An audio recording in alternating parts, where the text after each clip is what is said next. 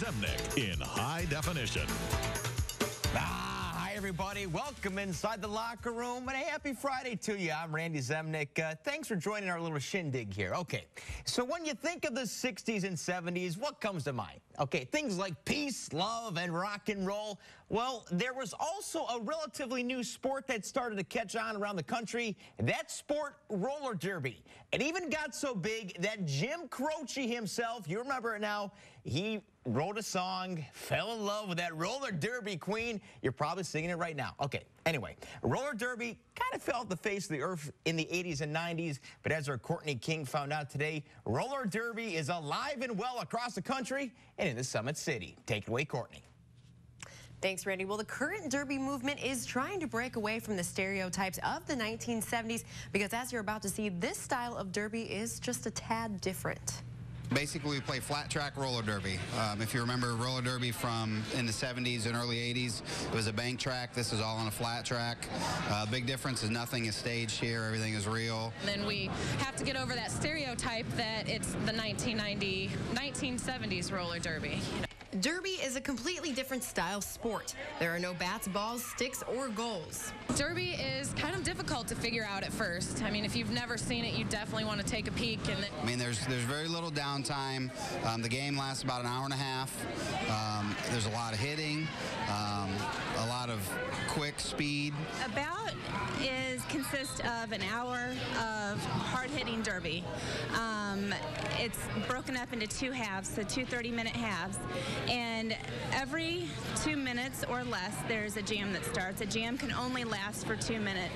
During those jams, each team has 4 blockers and 2 jammers. The main objective is to block the other team's jammer, but also block so your jammer can get through. That's how points are scored. Basically, it's hard work to be a derby girl. 3 days a week. We practice 2 hours a night, 3 hours on Sundays.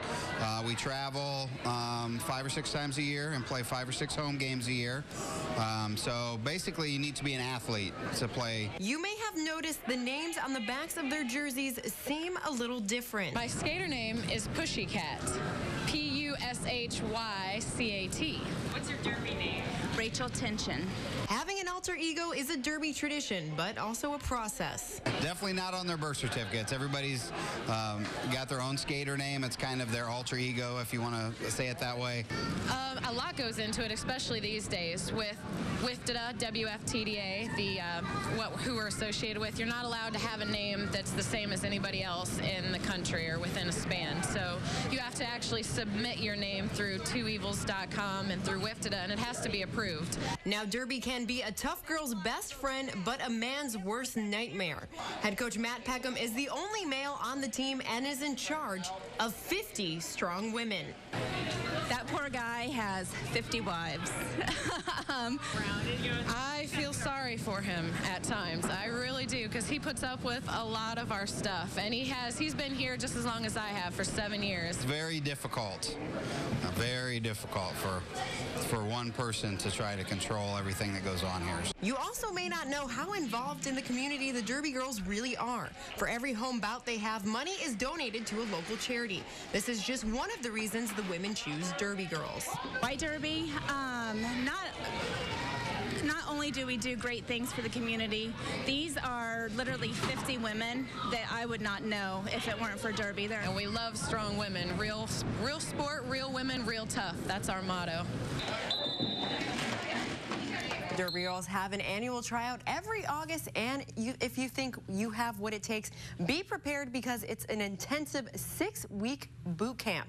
Randy? Thanks, Courtney. I'm